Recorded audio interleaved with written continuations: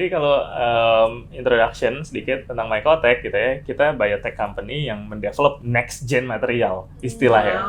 Next gen material ini yaitu dia tetap satu harus high performance, yang kedua ini yang paling penting adalah dia harus sustainable. Nah, jadi dua aspek ini yang menurut aku masa depan itu ada di sini gitu. Nah, apa yang kita lakukan itu sebetulnya hal yang cukup simpel ya. Inspirasinya itu sebetulnya dari jamur. Dari jamur, awalnya memang kita dari awal lulus kuliah itu usaha jamur. Usaha jamur awalnya ya jualan jamur buat makanan, terus habis itu grow box itu. Nah, di develop lah jadi grow box. Apa sih itu grow box? Aku kan belum ada konteks itu tadi grow box apa sih grow box sih? Nah, grow box itu adalah DIY mushroom kit. Jadi orang itu bisa numbuhin jamur di mana aja. Do it yourself. Oh, so you grow it terus you makan sendiri juga. Gampang nggak untuk grow a mushroom? Cuma dikasih air simple gitu banget. Oh iya. Jadi itu karena dia udah di satu kit gitu, jadi tinggal taruh di rumah. Mau di rumahnya di mana aja itu ya. Nggak perlu cahaya juga kan kalau nggak salah ya. Very low maintenance spot buat planting low maintenance. Ya. Terus habis itu dia nanti tumbuh. Berapa lama kemudian dia bisa dimakan? Sebulan kemudian dia tumbuh. Oh, harus sebulan. Aku nggak makan waktu itu. Aku pikir seminggu. Nah, terus habis itu kita panen dan habis itu dia kita masak sendiri. Nah, itu awal idenya dari situ, grow box itu. Tapi along the way selama proses inovasi, kita ngelihat ada co-founder kita juga satu lagi dari biotech background ya, ngelihat teknologi jamur ini nggak cuma bisa jadi makanan gitu. Wow. Maka dari itu kita nyisihin yang namanya profit dari grow box itu, kita sisihin buat ngeriset. Nah, juga awalnya kita ngerisetnya itu jadi siapa nih yang biotech tadi di antara kalian founders? Dari arsitek ada juga biotech. Iya, jadi co-founder itu ada 5 dan itu berbagai background. Ada yang aku desain dan arsitektur, terus habis itu arsitek juga. Sama terus habis itu arsitek juga. Habis itu ada dari Anissa dari ekonomi. Oh, ekonomi, oke. Yang satu lagi Areka dari biotechnology. Oh, ini Areka ini. Oke. Nah, dari Jadi situ dulu Growbox tuh berempat, yang tadi sama Anissa itu. Nah, terus kita pas yang tadi Adi bilang, kita riset segala macam, ngajak Areka Bentang itu untuk ngeriset bareng. Wow, gitu. kok bisa ya? Nggak, kan mushroom itu banyak jenisnya ya? Iya, betul. Kok bisa you particularly taunya landing ke sini, lalu yang ini ternyata bisa dijadiin batako gitu. Itu benar. gimana ceritanya? Terus proses risetnya tuh gimana sih? Aku belum kebayang sih. Are you in a lab atau ternyata kayak risetnya tuh gimana? Itu menarik banget. Jadi ada satu buku namanya dari penulisnya Paul Stamets. Dia nulis Mushroom Can Save the World. Wow. Itu iya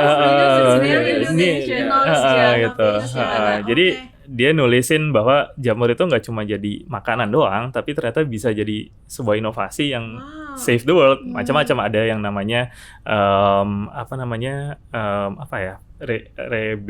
sebelum reboisasi itu mushroom buat agen awalnya dulu perintis ya.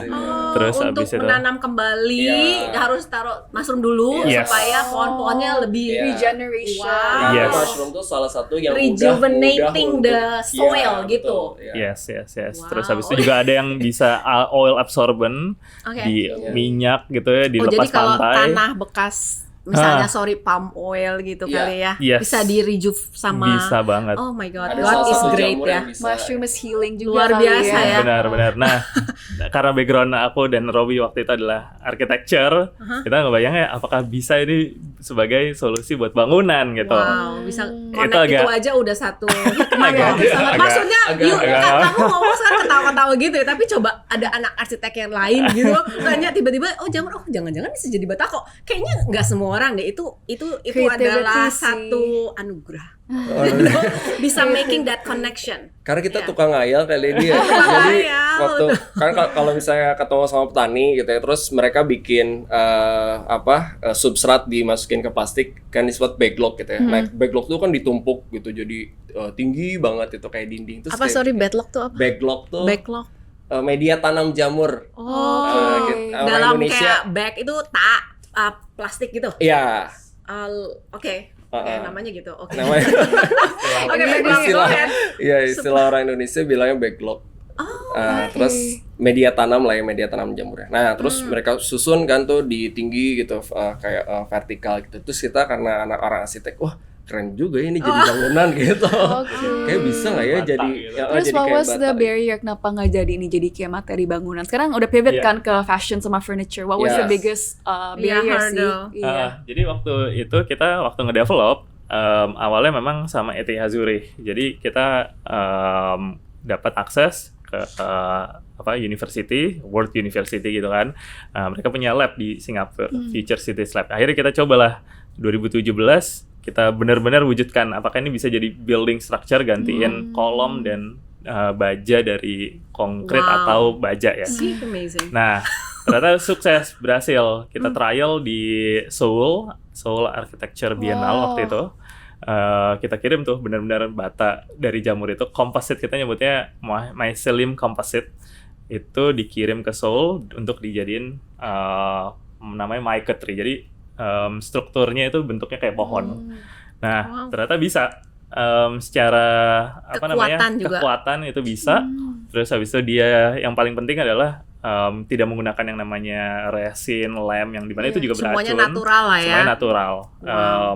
Dan kalau misalnya sudah kadang ngerjain bangunan tuh ada waste-nya. Waste bangunan tuh banyak banget. Nah, kalau ini kan waste-nya dari kalau misalnya terjadi proses pembangunannya ini ya bisa terdegradasi Friendly deh juga ya, gitu. friendly. Ya. Nah, challenge-nya adalah waktu itu adalah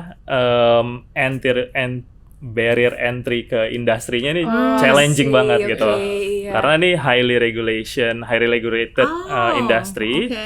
Terus habis itu juga industri bangunan ini atau construction itu dia reluctant sama new innovation.